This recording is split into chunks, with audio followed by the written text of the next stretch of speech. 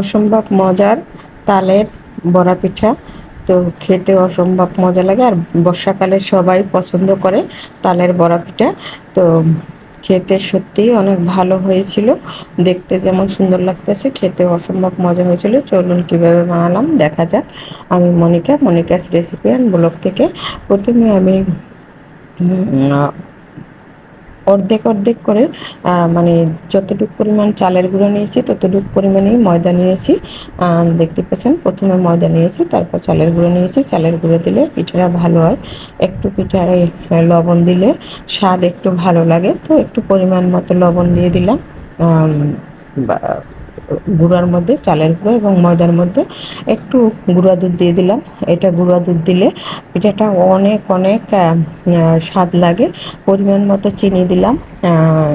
যেহেতু চিনি অনেকে কম বেশি খায়, আপনারা আপনাদের পরিমাণ মতো দিয়ে নেবেন। এখন ফ্রিজে রাখা তালগুলো দিয়ে দিচ্ছি।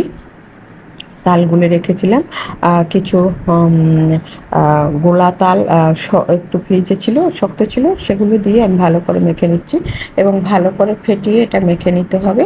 তাহলে পিঠাটা অনেক ভালো ফুলে এবং খেতে নরম ভাজার পরে নরম ও তুলতুলে হয় এবং খেতে অসম্ভব মজার হয়। তো আমি ভালো করে মেখে নিয়েছি, দেখতেই পাচ্ছেন গোলাটা কতটুকু পরিমাণে ঘন করছি।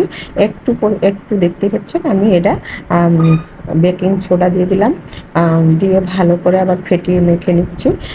যত এই বড়া পিঠা বানানোর জন্য যত ফেটাবেন ততই পিঠাটা ভালো হবে। চুলায় কড়াই দিয়ে তেল দিয়ে দিলাম। তেল গরম হয়ে গেছে, পিঠাগুলো দিয়ে দিচ্ছি। দেখতেই পাচ্ছেন পিঠাগুলো দেওয়ার পরে মানে অনেক অনেক ফুলে উঠছে এবং যেমনি নরম হয়েছে তেমনি খেতেও অসম্ভব মজা হয়েছিল। তো আমি সবগুলো পিঠা এভাবে দিয়ে দিচ্ছি। পিঠার গোলাটা একবারে নরমও হবে না, শক্ত হবে না। এই মুহূর্তে চুলার তাপটা মাঝারি আঁচে রাখতে হবে। তো আমি পিঠাগুলো দিয়ে অল্প তাপে উল্টি পাল্টি করে ভেজে নিচ্ছি। তাপটা বেশি দেওয়া যাবে না, তাহলে উপরে দিয়ে লাল হয়ে যাবে, ভিতরে কাঁচা থাকবে। তো আমি মাঝারি তাপে, চুলার তাপে ভেজে নিচ্ছি। ভাজা হয়ে গেছে, কালারটা চলে আসছে, অনেক ফুলছে। তো নামিয়ে নিচ্ছি। বাকি পিঠাগুলো আমি এভাবে ভেজে নিব। সব পিঠাগুলো ভাজা হয়ে গেছে, দেখতেই পাচ্ছেন কত সুন্দর কালার আসছে এবং কত সুন্দর ফুলছে এবং অনেক নরম হয়েছে। তো আমি একটা ভেঙেও দেখাচ্ছি। তো আমার পিঠার ভিডিওটা যদি ভালো লাগে সবাই লাইক শেয়ার কমেন্ট করবেন।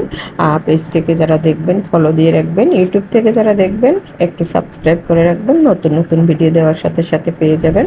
সবাইকে অসংখ্য অসংখ্য ধন্যবাদ। সবাই ভালো থাকুন, সুস্থ থাকুন। এভাবে নতুন নতুন ভিডিও